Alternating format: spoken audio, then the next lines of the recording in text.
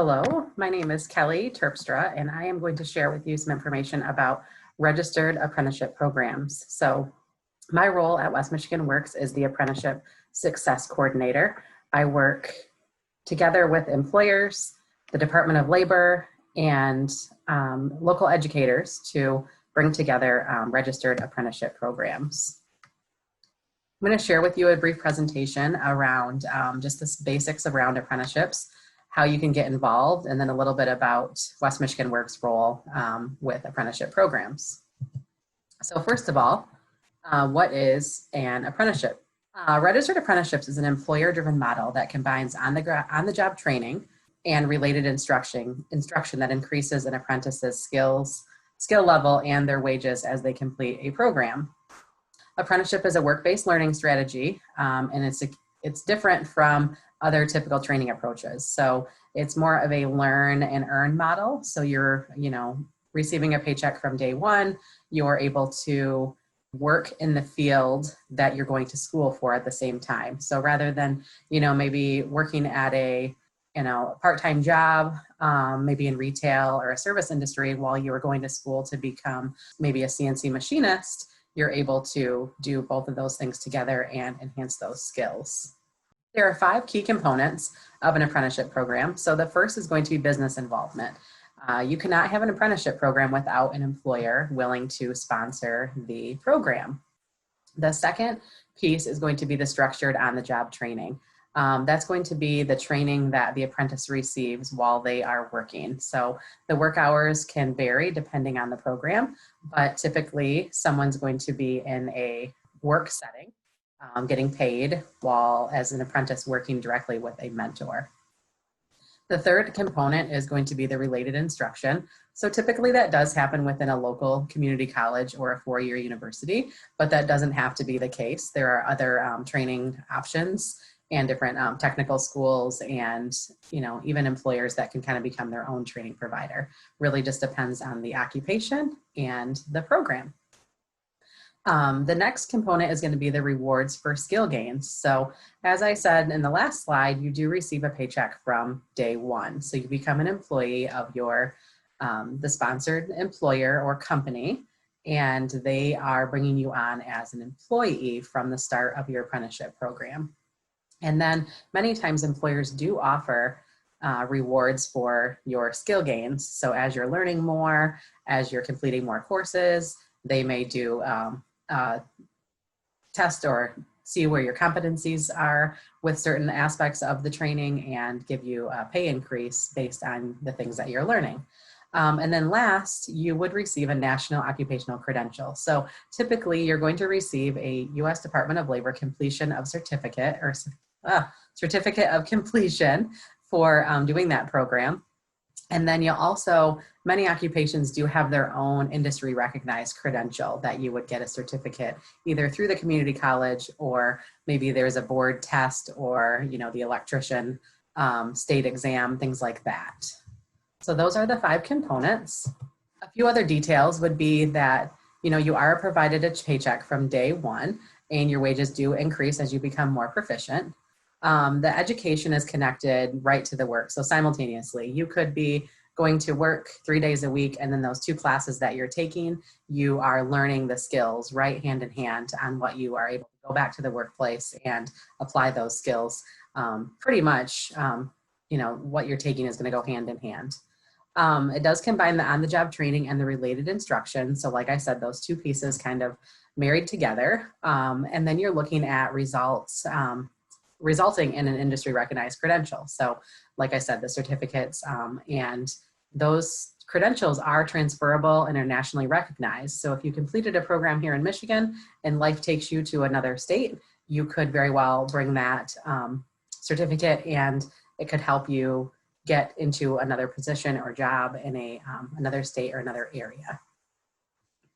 A few facts. So currently there are 40,000 apprentices that participate every year and about 20,000 registered apprenticeship programs across the country. So it's not just a state of Michigan thing, it's an everywhere apprenticeship program opportunities. Apprenticeships are not just for skilled trades. So historically, you've probably heard about someone becoming a tool and die apprentice, or maybe a plumber or an electrician apprentice. But those occupations are really growing, and you can find apprenticeships in other occupations and other industries like healthcare, energy, IT, and many others. There are over 1,000 apprenticeable occupations that are registered with the USDOL. So there are options for an individual to get into an apprenticeship that's going to be more of a state level apprenticeship, but the recognized apprenticeships are going to be recognized through the United States Department of Labor. And then typically a program is going to be about a minimum in length of about 1 year. Most programs are longer, but there are some 1-year training programs available. So apprenticeships across industries. So as you can see on this slide, these are going to be 3 completely different occupations. So electrician, programmer, office manager, home health aide. The things that these all have in common is that they are all able to be apprenticeable occupations.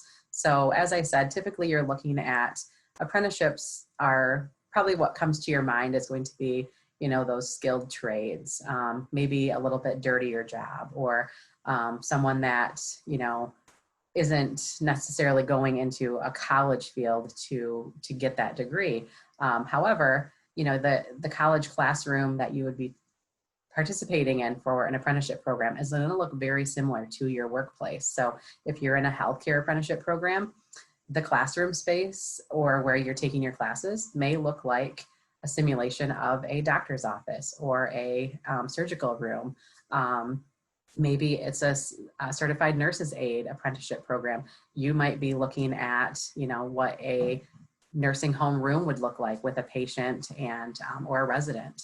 If you're looking at a machining program, you may be taking machining classes, at the local community college, and those classrooms and the labs are set up very similar to what the shop that you would work in, just to give you that hands-on experience. So there is still going to be a component of, some classroom, not necessarily, lecture as how you probably envision it, but there will be, a lecture and a lab component to some of the classes that you will be taking as an apprentice. So it's not going to college, but it's college in addition to that hands-on training that you'd be receiving within your job. These are just a list of a few occupations across 4 industries. Like I said, there are other industries, but if you're looking, for a role in different industries, so if healthcare is something that interests you, I've kind of listed just a few occupations that are available. So, medical assistant is a growing occupation. There's a high need for medical assistants across not just Michigan, but across the country. Sterile processing technician and surgical tech, those are going to be jobs that are going to be more in that surgical field. So if that's something that, is not, your interest to kind of be around, a surgical environment with, blood and different smells, that might not be for you, but, maybe more patient contact with being a medical assistant or a certified nurse's aide. And then you're getting up there into some apprenticeship programs available for an LPN or a registered nurse. With IT, so IT is a very fast growing industry of just occupations available. And what you'll find in IT is not typically a lot of apprenticeship opportunities. It's going to be one that is definitely growing, and more employers are getting on board using apprenticeship as a way to grow talent within their companies. So a few occupations would be computer support specialist, a network support specialist, a generalist, project manager, or graphic design, and then also different things with database and security. So if any of those IT occupations interest you, then that is something that you could always look into, not only to go to school for those, but there may be an employer that's offering an apprenticeship opportunity. Manufacturing and construction are going to be 2 of the bigger industries that you're going to find more apprenticeship opportunities as your interest. If you're interested in either one of those categories, the opportunities might be a little bit larger than what you would find in healthcare or IT. So with manufacturing, you can think of things like tool and die, different levels of machine operator or CNC machinist. There's different aspects of maintenance and mechanic or maintenance technicians, and those types of roles can fall into a variety of different work settings. So, when you're thinking of mechanic, you may think of, working on cars and that type of thing. And that is one aspect, but there's also like a machine mechanic that, typically any sort of machine shop or a factory would have to have someone on staff that can do their maintenance of the machines and of the equipment that they use. And then with construction, you're going to be looking more at your, construction driver, which is going to be, driving the dump trucks or the bulldozers and some of that heavy machinery. And then you have electrician, so HVAC, heating and cooling, plumber, and, carpenter. So there's a lot of your typical skilled trades within the construction field. So the benefits of apprenticeship programs, these are going to be benefits a little bit more from an employer becoming involved with an apprenticeship would be, it does help create a continuous pipeline of diverse and highly qualified talent. It does say healthcare, and that's just talent in general. It does build highly effective career pathways. So I'll go into a little bit more detail on a career pathway here in the next coming slides. And it gives you the opportunity to work with national organizations to create standard credentials. So if, it's a new occupation or it's an occupation that is just becoming an apprenticeship, it does allow that employer to kind of create and put together the framework that would make that apprenticeship program. So as, a potential new apprentice in a newly developed apprenticeship program, you may get some more say in the kind of the shaping together of that program. And then there's collaboration with employers and then educators. So looking at, how we develop them is looking at the curriculum and how it's going to relate with that on-the-job training. So the benefits to the worker or the apprentice is it does give you the opportunity to earn while you learn. So that is a huge piece because many times, you're entering into a college setting and you may have to take out loans or look at, financial aid or different options like that, where typically in an apprenticeship program, the employer is either paying up front for the coursework that you're going to be required to take, or they are offering a tuition reimbursement program for either based on the grade or sometimes it is just a full reimbursement upon completion of the course.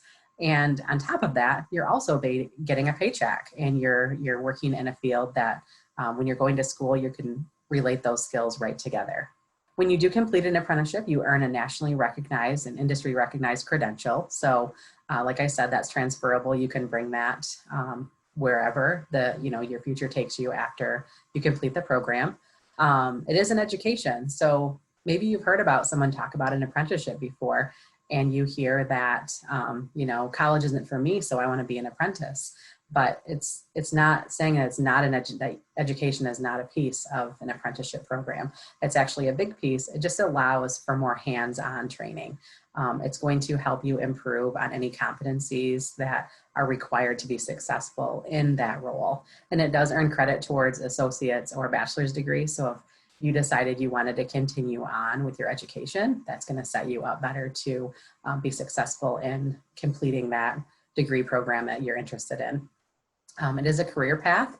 So once an apprenticeship is complete, workers can find their way into a successful career path. And many times those that, maybe completed a 2-year or 4-year apprenticeship program, which kind of equates to about an associate's degree, will find themselves making, more money or comparable salaries to someone that did complete a 4-year bachelor's degree and then come out and look for their employment. So there's definitely a benefit there. And then you are a more valued employee. So when your company invests time and money into not only your education, but your training, you become an asset to them and, increase your knowledge and maybe could, serve as a mentor or a trainer within the organization that you're working for with the skill set that you've gained from being an apprentice. So apprenticeships do, like I said, offer a career pathway. This one example is going to be for a medical assistant. So let's say that you graduated high school and you found maybe a part-time job working at a hospital or in a healthcare organization as like a patient registration. So that role didn't require you to have any education. And then you decided you wanted to get into becoming a medical assistant. So maybe you did become a medical assistant through an apprenticeship, and you completed that program. And now you have you're about 3/4 of the way to having your associate's degree. And you could also apply for then the licensed nursing program, which then, could continue to build, and you could end up, over the course of, even not even that long, 2 to 4 years, could be working as an RN just by, working your way up through kind of a career laddering approach. So you could take the same example of in healthcare, and we could transfer it to really any other role within other industries. But just knowing that, you don't have to necessarily go to school for 4 years and then become an RN. It's something that you could gradually work along a career pathway. This is just another way to look at the multiple entry points for students to get into apprenticeship programs. So, if you're looking at a college, a 2 or 4 year college, and that's the path that you want to take, it doesn't mean that you couldn't be an apprentice and still get that 2 and 4 year education. A lot of us other students find success in going to a technical or a career technical training institute that would also allow them to become an apprentice. It's just going to give you different opportunities and to bring you along that career pathway. So that's what this slide is kind of showing you, is just the different paths along to get to that final career step. So how long do apprenticeships last? Typically 4 years. There are other occupations that do, last less time. But you're looking at usually a 4-year program. Apprenticeships are typically time-based, which means that you'd be looking at 2,000 hours a year of on-the-job training. So 2,000 might sound like, whoa, that's a lot of hours. However, 2,000 hours really equates to about someone working full-time for a full year, give or take a few weeks of them, taking a vacation or things like that. So looking at a 4-year program, 8,000 hours, again, it sounds a little scary, but that's the typical amount of hours that someone would work as a full-time worker. And then you'd be looking at 144 hours of classroom instruction. So once again, 144 hours, that sounds like a lot of classroom training, but what we'd be looking at is more of contact hours, not your typical credit hours that you look at when you're looking at your college manual. So that equates to about 3 to 4 classes per year. So sounds like a pretty good setup. You'd be working, full-time, earning that full-time paycheck, and then maybe 2 to 3, classes that you're taking over the course of a year. So maybe you have, an evening class, or if you're a second shift worker, you might be taking classes during the day, or online classes that would work with your work schedule. And then, typically apprentices do work full-time and go to classes on average of about 3 hours a week. So definitely manageable, not, taking a full college class load of, 15 to 18 credit hours, and then, trying to have a part-time job on top of that. And many employers that do have apprenticeships, they do work with you to make sure that your schedule works for the program. So the program structure, there's 3 different options, and one of them that I just went over was the time-based program. So that's just going to say that an apprentice has a required amount of number of hours and on-the-job training they need to achieve in a set amount of time. So if you're part of a 1-year program, you would be working 2,000 hours, completing 144 hours of contact hours for that related training at a local community college or wherever the training is held, and then you would be done with the program. A competency-based program is going to be a set of skills or tasks that are the job functions for that occupation, and you would be working with a mentor or someone within your organization to make sure that you're being checked off on those specific skills. So typically those skills are going to increase as you're going through a program. Competency-based programs are definitely growing, and more employers are looking at having you achieve certain competencies through a program rather than just saying that you've worked there for those required 2,000 hours. And competencies would vary based on the occupation, the length of the program, and how many, what each employer is looking for you to be proficient in to say that, yes, you are ready to complete this program. And then looking at a hybrid approach, that's going to be kind of using, still saying that someone would complete a program in a specific amount of time, but there would still be a set of competencies along with that program that would require that a mentor is kind of checking off on those job functions or skills or proficiencies to make sure that you are in fact competent before you would be able to complete the program.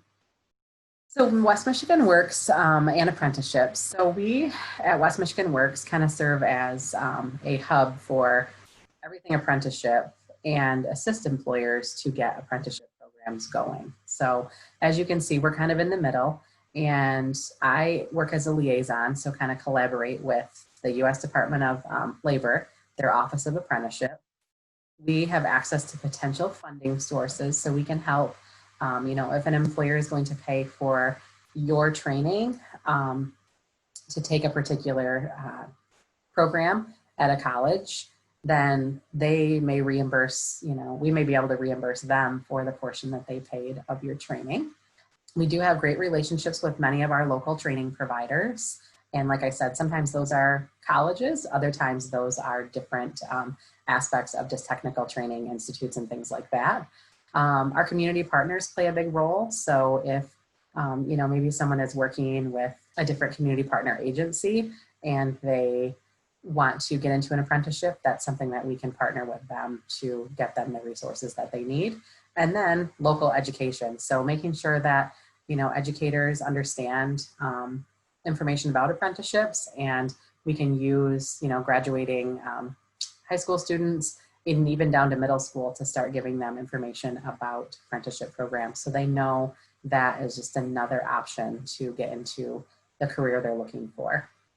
So a couple of things on how to get started. Apprenticeship programs are offered through an employer or a program sponsor. So please keep in mind that without an employer or someone to sponsor an apprenticeship program, it cannot exist. So employer employment and having an employer is key part of an apprenticeship program.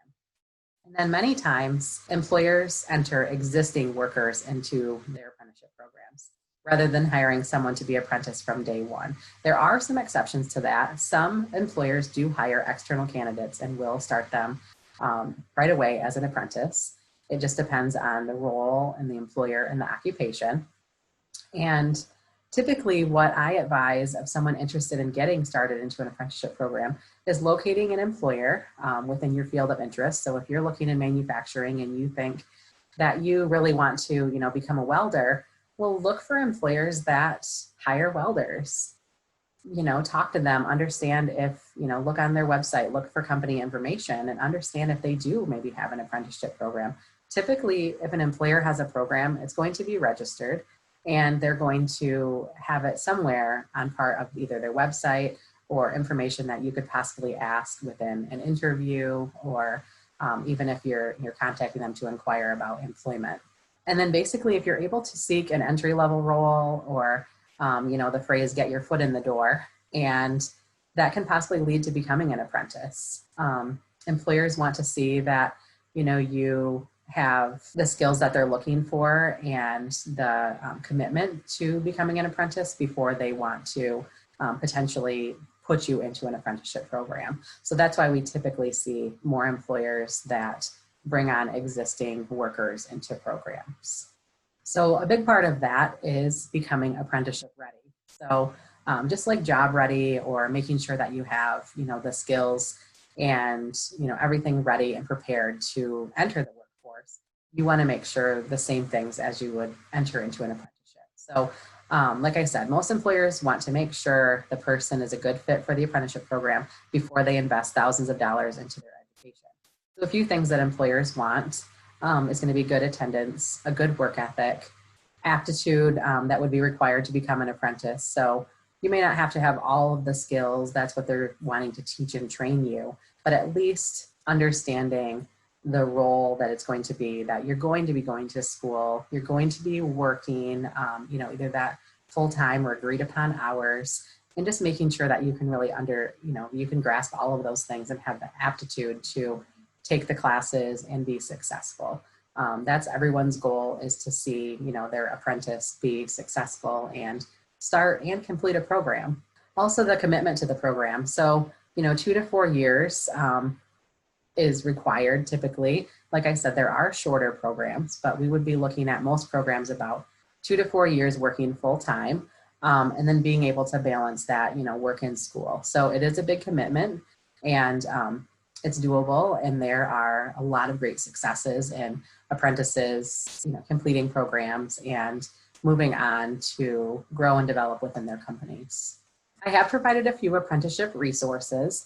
Some great things can be found within the apprenticeship.gov. So that's going to be a website that you can visit and find different opportunities for, as a career seeker. You can look at resources, understand how you can, different occupations that are apprenticeable. There is an option under career seekers that you can do to find an apprenticeship by entering your zip code. And many times some local employers will put their apprenticeships advertised like through this. Other times you may find them, on just your local job board sites. It really just depends on the employer and the occupation. Your local community colleges are a great resource.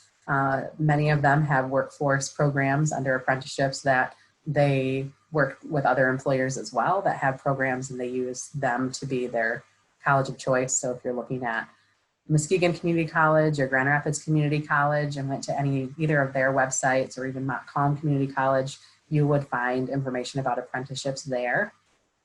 Another thing is, this How to Become an Apprentice. It's going to give you kind of some steps and information on how you can find different things about apprenticeship programs, the different models and structures that I went over in previous slides. And then another great resource, if you do visit, it's apprenticeship.gov/apprenticeship toolkit. You're going to find this toolkit that's going to go over a lot of more specific information about apprenticeship. So I know, when you hear the word apprenticeship, everyone kind of has their own understanding of what that really looks like. So this toolkit does give you a lot of great information and resources on how an apprenticeship is structured, what type of, how the employer gets involved if you wanted to know that side of it. And just it's a lot of great information. These drop-down menus, when you do get to that page under resources, or National Apprenticeship Week is something that is coming up in middle of November. And there are some options there where there may be presentations locally that, you could take part in to learn more information about apprenticeships. This is what I had talked about before, the Apprenticeship Finder. So once you get to the apprenticeship.gov page, you can visit go to the Career Seekers dropdown, Apprenticeship Finder, and it will give you the opportunity to enter, a zip code or information that you're, what occupation and things like that you're looking for. Also, ONET is a great place where if you're not 100% sure on an occupation that maybe you looked into and you think it could be an apprenticeship, that's one that you can kind of get a little bit more information about that specific occupation, and then, can kind of connect those two pieces back together. That's all the information I have about apprenticeships. Again, my name is Kelly. I work for West Michigan Works as the Apprenticeship Success Coordinator. I did provide a few more links to some information that you can gain, about apprenticeships. So that apprenticeship.gov, there's a Career One Stop, that's also going to allow you to search for apprenticeship opportunities, the link to that toolkit, and then the DOL, Department of Labor site for apprenticeship as well. I hope you found this helpful, and go apprenticeships. Thank you.